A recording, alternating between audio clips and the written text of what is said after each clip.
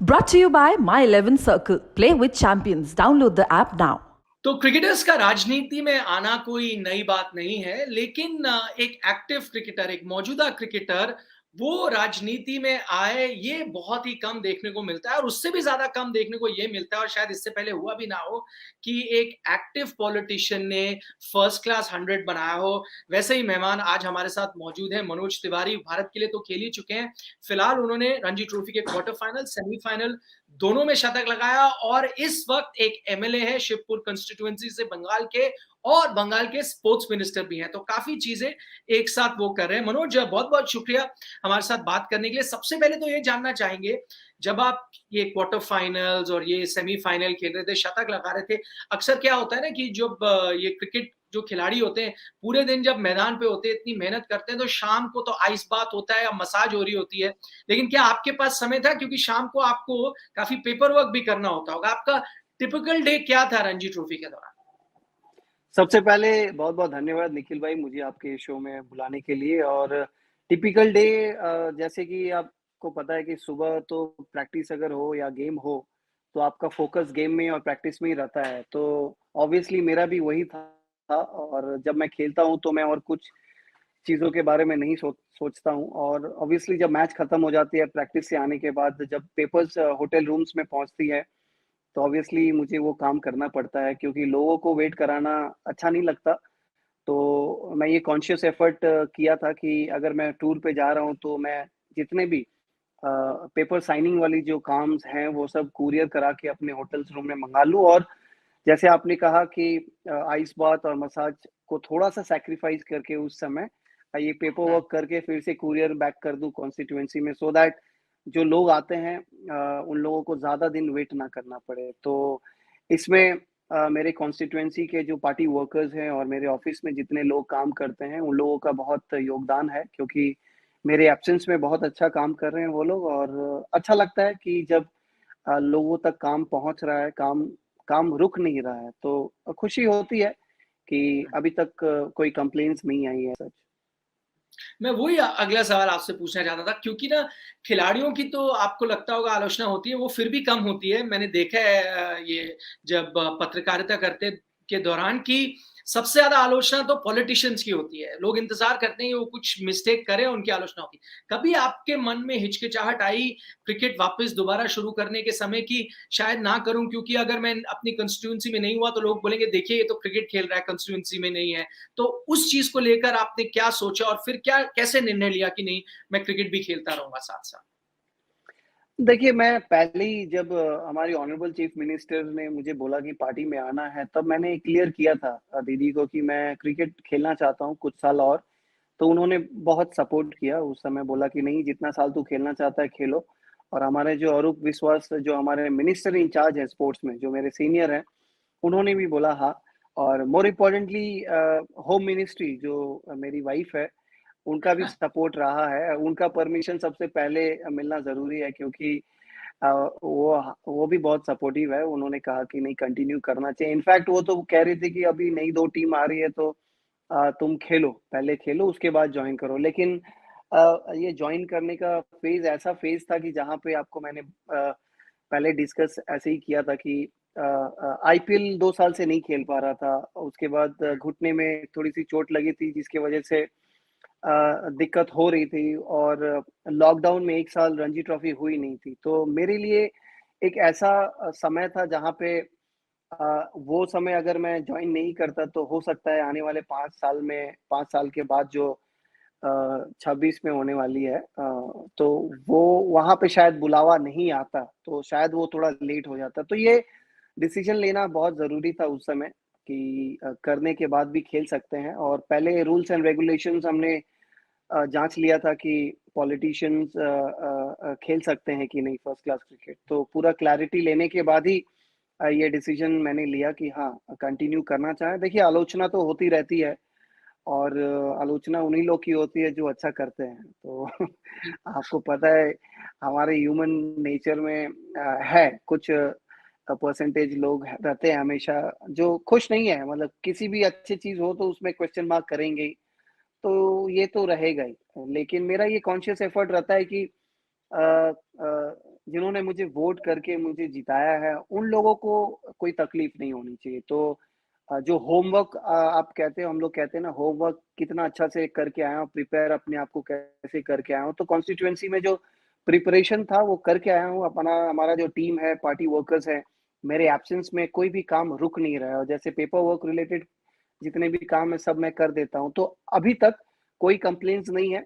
Main concern उन्हीं लोग का ही है। अगर वहां से क्वेश्चन मार्क आती है तो फिर it's a red flag for me, कि फिर सीरियसली सोचना पड़ेगा कि क्या करे नहीं करे, कहाँ पे ज्यादा ध्यान देना है नहीं देना है। बट वहां से अभी तक खाली लव एंड सपोर्ट मिला है। तो वो लोग भी चाहते हैं कि क्रिकेट कंटिन्यू करूं, और क्रिकेट क्यों कंटिन्यू कर रहा है वो ये भी वो लोग जानते हैं, क्योंकि एक अंदरूनी एक ख्वाहिश है कि बंगाल क्रिकेट टीम को एक रणजी ट्रॉफी जिता के दूं।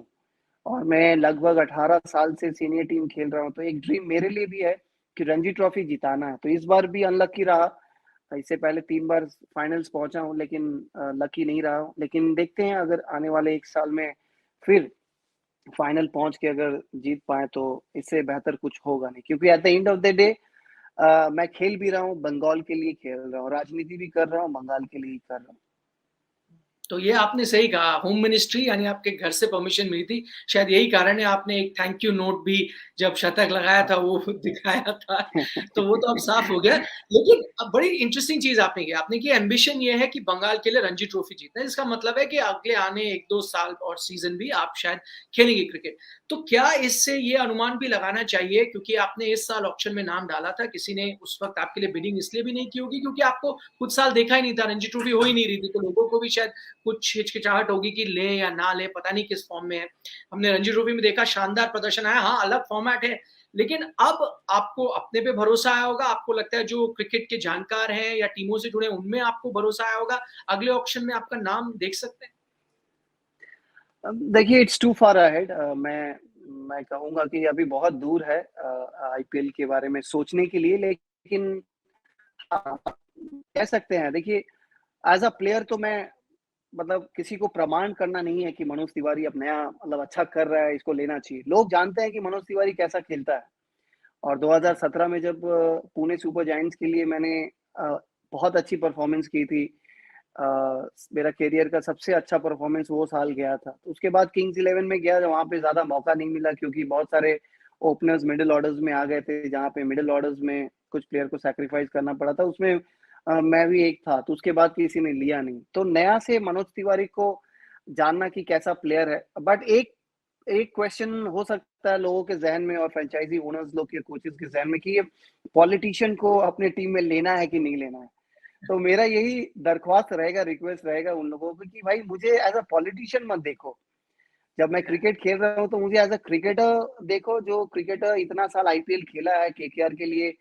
जब पहली बार केकेआर जीती थी तो 2 चौका मेरे बल्ले से आए थे, और मैं कितना इनपुट्स, कितना वैल्यू दे सकता हूँ अपनी टीम में। तो ये हेजिटेंसी भी हो सकती है मुझे नहीं लेने का इस बार। बट ठीक है, which is understandable. It's a private league कह सकते हैं, फ्रेंचाइज क्रिकेट अब प्राइवेट है। अब वहाँ पे लेना चाहेंगे, नहीं लेना चाहेंगे, वो रिस्क लेना चाहेंगे, लोगों का क्रिटिसिज्म लेना चाहेंगे कि नहीं लेना चाहेंगे, वो एक तरफ। लेकिन मैं अपना क्रिकेट कंटिन्यू करना चाहूँगा। देखते हैं अभी टी20 फॉर्मेट जो डोमेस्टिक का होता है, वहाँ पे खेलूँ कि नहीं खेलूँ, कैसा परफॉर्मेंस रहता है कि नहीं रहता है। और कोई फ्रेंचाइज ओनर जिसके मन में ऐसा कोई दुविधा नहीं हो कि एक पॉलिटिशियन को हम लेंगे तो बहुत कंट्रोवर्सी होगी, वैसा ओनर चाहिए जो खुले मन से सोचे और एज़ अ प्लेयर के हिसाब से देखे। अगर वैल्यू ला सकता हूँ तो ज़रूर लेंगे मुझे, और अगर वो सोचते हैं कि नहीं वैल्यू ऐड कर सकता हूँ तो नहीं जाएँगे मेरे लिए। तो मेरे लिए यही रहेगा कि मैं अपने प्रोसेस पे ट्रस्ट करके मेहनत करता रहूँ, और लाइफ़ कैसे अनफ़ोल्ड होने वाली है ये किसी को पता नहीं रहता। और मैंने कभी सोचा नहीं था कि राजनीति में आऊँगा, जीतूँगा, मिनिस्टर बनूँगा, विधायक बनूँगा। तो ये सब स्टेप बाय स्टेप होता गया, और भगवान का कृपा रहा, लोगों का प्यार रहा कि जो मिल रहा है आज तक, वो सब उनके ऊपर ही है। तो देखते हैं आने वाले समय में आईपीएल भी हो सकती है कि नहीं हो सकती, ये एक रहस्य रहेगा।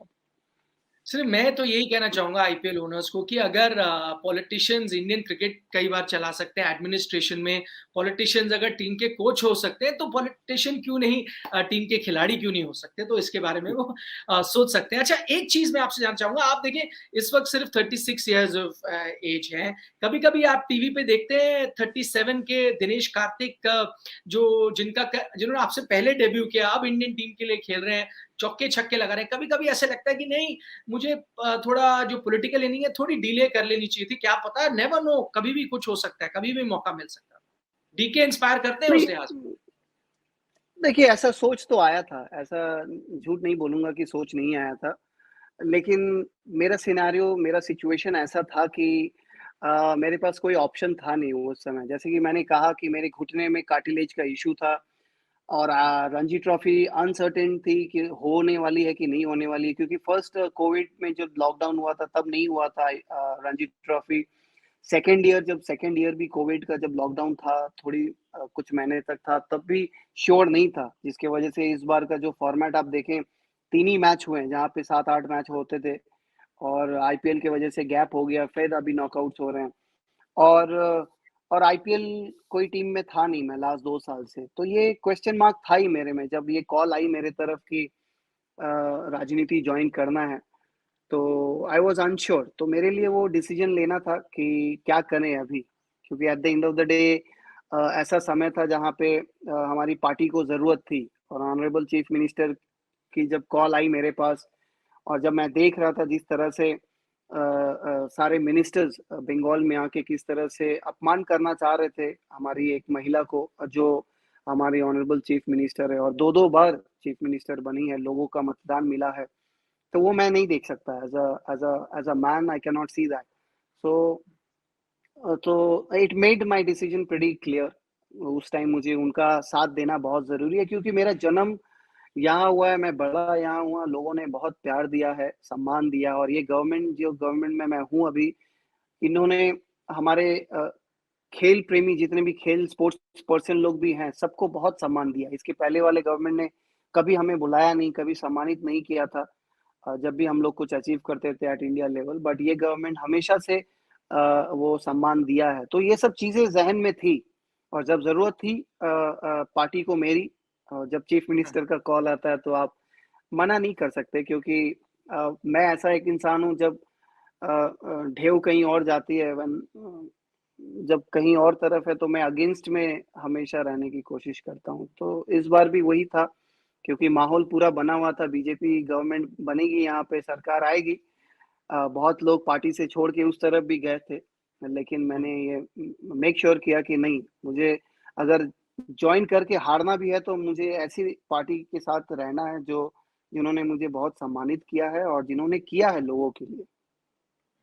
अब मैं आपसे बतौर स्पोर्ट्स मिनिस्टर जानना चाहता हूँ, बंगाल के स्पोर्ट्स मिनिस्टर हैं और इसको लेकर काफ़ी चर्चा होती है, मीडिया में होती है और मुझे पता है कि बंगाल के फैन्स बहुत ही पैशनेट हैं, वो भी इसके बारे में बहुत चर्चा करते हैं कि बंगाल के खिलाड़ी कोलकाता नाइट राइडर्स में क्यों नहीं है? बतौर स्पोर्ट्स मिनिस्टर आप इस चीज़ में देखना चाहेंगे बदलाव हो?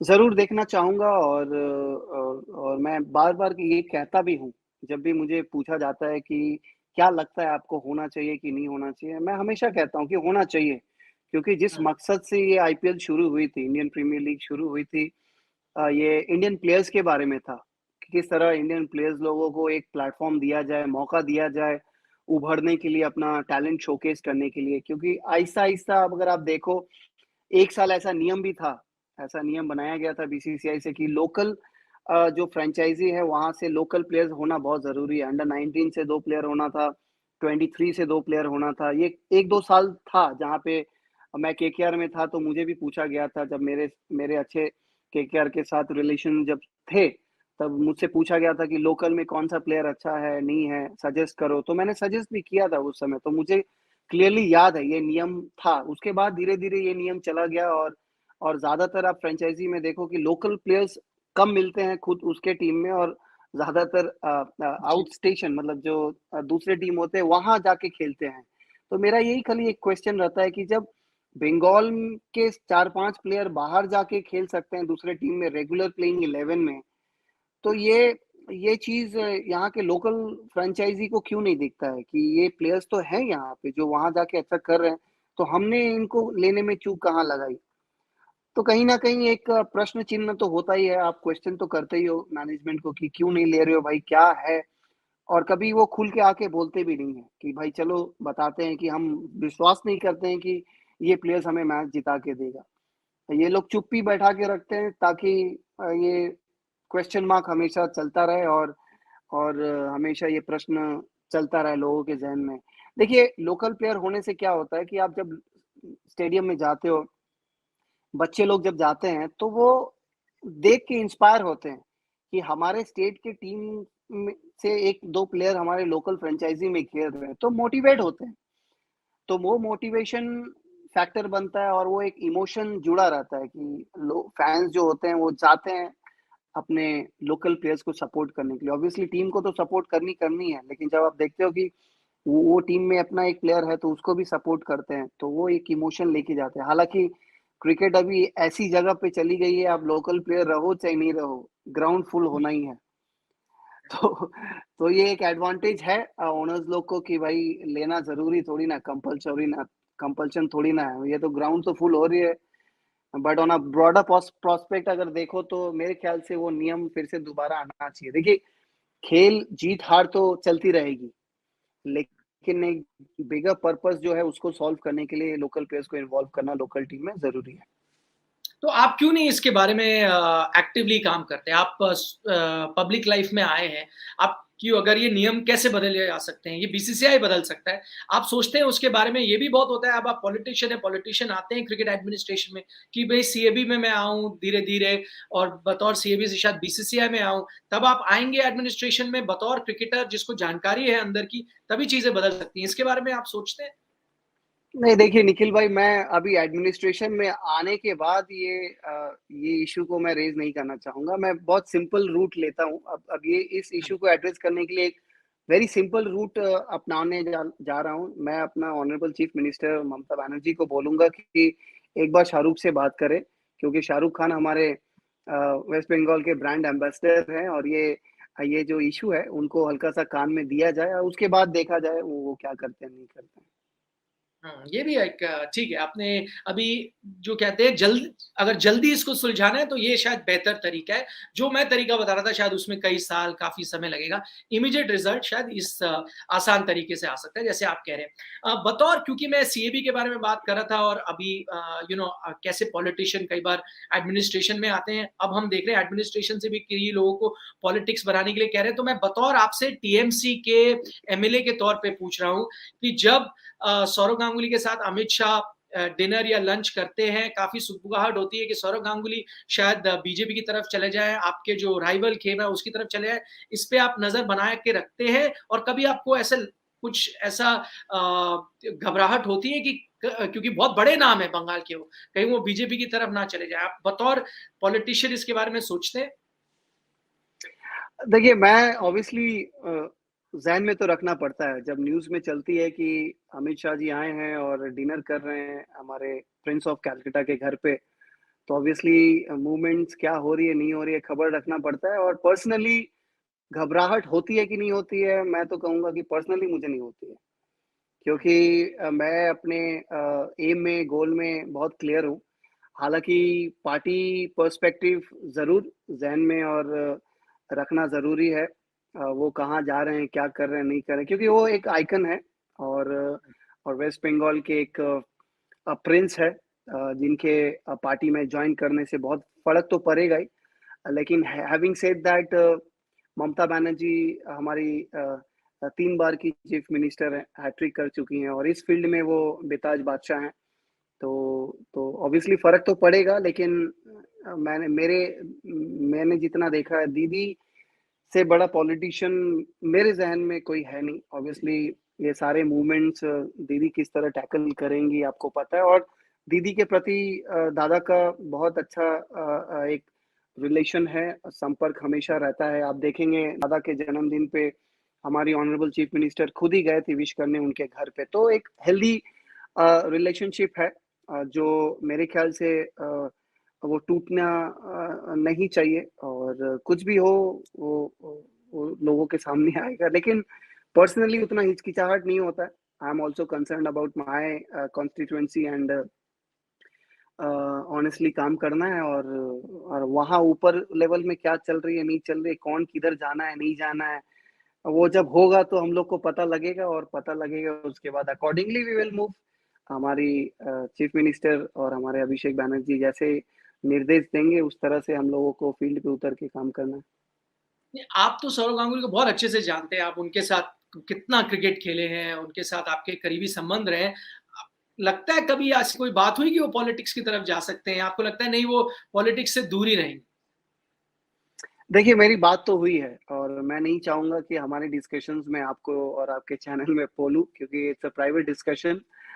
पर यू नेवर नो। मैं हमेशा यही कहता हूँ कि लाइफ बहुत अनप्रेडिक्टेबल है। कल क्या होगी किसी को नहीं पता। आज किसी के ज़ुबान पे ना है तो कल हाँ भी हो सकता है, क्यों, परिस्थितियों की वजह से। तो you never know. Politics is something,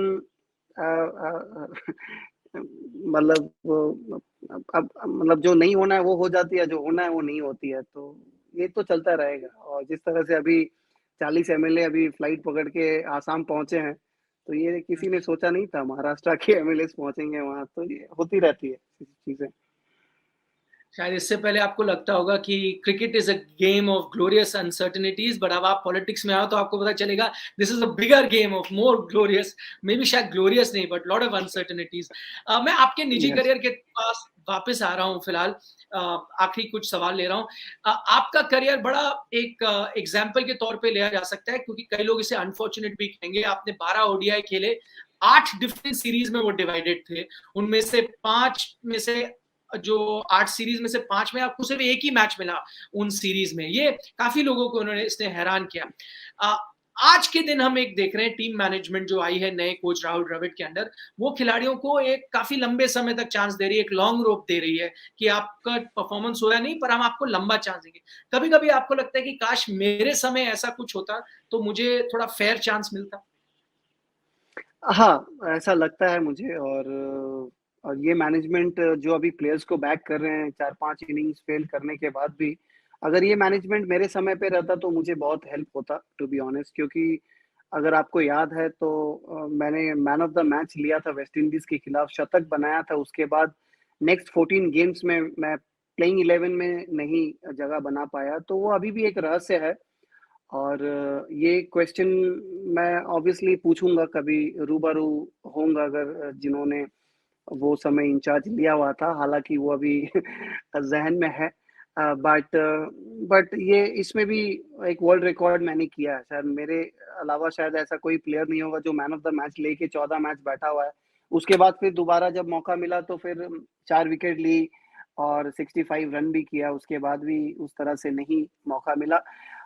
ठीक है, अभी जब आप मैच्योर हो जाते हो, जब आपकी उम्र बढ़ती रहती है, तो आप ये सब के बारे में उतना रिग्रेट नहीं करते हो। हालाँकि दुःख होता है कभी-कभी, आप जब मैच देखते हो, तब आप देखते हो कि नहीं, ये जो प्लेयर खेल रहा है, इससे भी अच्छा पोटेंशियल मेरे अंदर था। अगर मुझे मिलता थोड़ा मौका तो करके दिखाता। मैं कभी-कभी ये भी सपना रहता है कि टीम के लिए हीरो बनने का एक मौका था मेरे पास, बहुत सारा मौका बनता आने वाले समय में, जो नहीं हो पाया।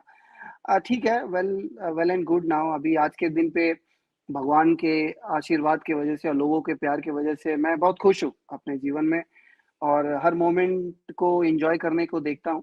हालाँकि ये मैनेजमेंट रहता तो मौका तो ज़रूर मिलता, क्योंकि आप देख ही रहे हो कि बहुत सारे ऐसे प्लेयर्स हैं जो फ्रीली, मतलब जगह खोने का डर से नहीं खेल रहे हैं। खेल रहे हैं, खुलेआम से खेल रहे हैं, रन आ रही है, नहीं आ रही है, नहीं आ रही है, फिर भी मैनेजमेंट उनको बैक कर रहे हैं। तो अच्छा लगता है, क्योंकि मैं ये हमेशा मानता हूँ कि 4 इनिंग्स एक प्लेयर को बनाता भी नहीं है और बिगाड़ता भी नहीं है। तो अगर आप मैनेजमेंट डिसाइड किया हुआ है कि भाई ये एक पोटेंशियल वाला प्लेयर है जिसमें क्षमता है मैच जिताने को at any given point of time, तो आप उसको बैक करते हो। जैसे आप देख ही रहे हो जिस तरह से ऋषभ पंत के खिलाफ अभी बहुत कुछ लोग क्वेश्चंस उठाए हैं कि कंसिस्टेंट नहीं है। लेकिन राहुल द्रविड़ से जब पूछा गया तो उन्होंने सारा क्वेश्चन को मतलब दबा दिया है एक ही आंसर में। उन्होंने कहा कि भाई ये हमारे ब्रॉडर पिक्चर प्लान में है, क्योंकि हमें मैच जिता के देने वाला है। तो वैसे ही अगर मैनेजमेंट आइडेंटिफाई कर लेता है तो चाहे वो प्लेयर 4-5 इनिंग्स नहीं भी खेले तो फ़र्क नहीं पड़ता है। तो वो लोग जिसको डिसाइड करेंगे देना, वो वही रख देते हैं। आखिरी सवाल मनोज, वो भारतीय टीम के बारे में क्योंकि हम बात कर रहे थे, जैसे वो खिलाड़ियों को बैक कर रहे हैं। T20 वर्ल्ड कप आने वाला है, आपने पहले ये कहा था कि जितनी परफॉर्मेंस इंडिया को वर्ल्ड कप्स में देनी चाहिए थी, वो पिछले कुछ समय से नहीं आ रही। आप एक चीज़ को लेकर लोगों की चिंता है कि भाई जो टॉप आपके खिलाड़ी हैं, मैच विनर्स हैं, बल्ले के साथ खास तौर पर, चाहे वो ऋषभ पंत हो, रोहित शर्मा हो, विराट कोहली हो, केएल राहुल, उतना अच्छा फॉर्म शायद नहीं दिख रहा उनसे जितने आप उम्मीद करते हैं। आप बतौर इंडियन फैन या पूर्व क्रिकेटर, आपको थोड़ी कोई इस चीज़ को लेकर चिंता है कि वर्ल्ड कप से पहले ये टॉप खिलाड़ियों का फॉर्म नहीं है?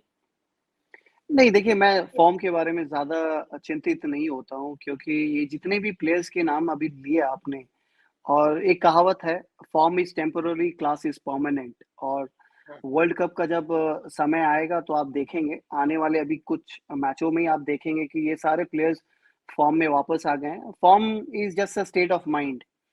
मतलब रन लगना नहीं लगना, उसके अनुसार आप नहीं कह सकते हो कि ये फॉर्म में नहीं है। कभी-कभी आप अच्छा बैटिंग करते हो नेट्स में, प्रैक्टिस मैचेस में, लेकिन मैच में एक अनप्लेबल डिलीवरी आ जाती है जहाँ पे आप आउट हो जाते हो। वो 2 मैच में बैक टू बैक हो सकती है।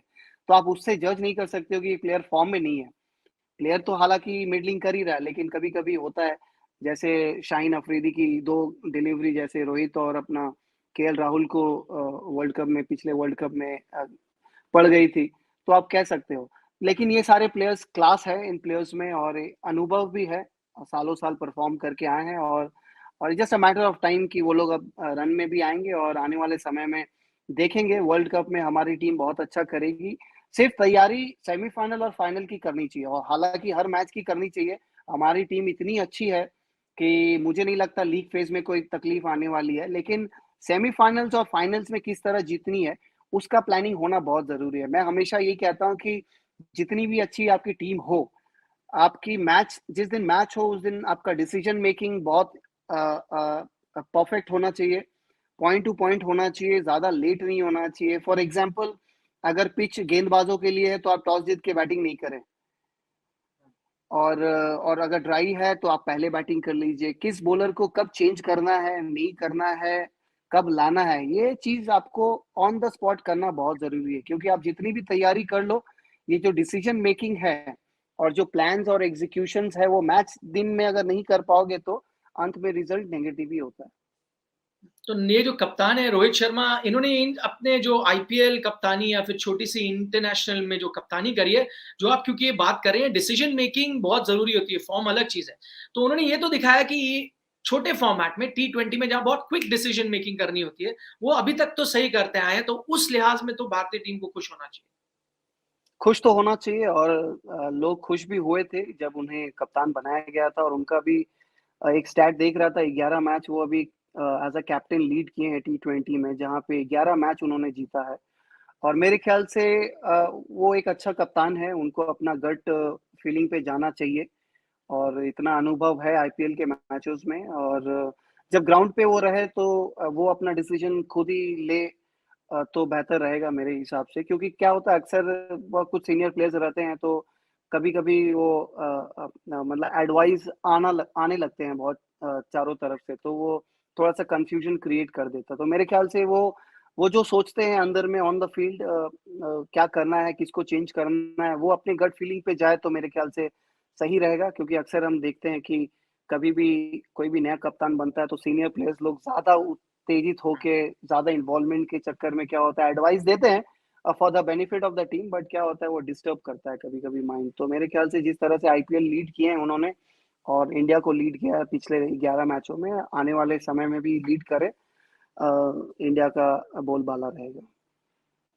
और बहुत-बहुत शुक्रिया हमारे लिए समय निकालने के लिए। और जैसे आपने एक वर्ल्ड रिकॉर्ड की बात की, वो इतना अच्छा वर्ल्ड रिकॉर्ड नहीं है, जैसे आप बता रहे थे 100 लगाने के बाद चांस नहीं मिले। मैं उम्मीद करता हूँ आप अच्छे-अच्छे वर्ल्ड रिकॉर्ड बनाएँ, वो वाले वर्ल्ड रिकॉर्ड की एक्टिव पॉलिटिशियन ढेर सारे रन बना रहा है, शायद आईपीएल भी खेल रहा है।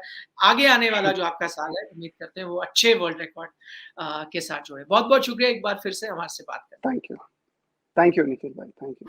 मेरे साथ जुड़िए मनाने के लिए क्रिकेट का सबसे बड़ा त्योहार। मैच से जुड़े आपके हर सवाल का हम देंगे जवाब। जानने के लिए हर update, live analysis, special interviews, download कीजिए स्पोर्ट्स तक ऐप।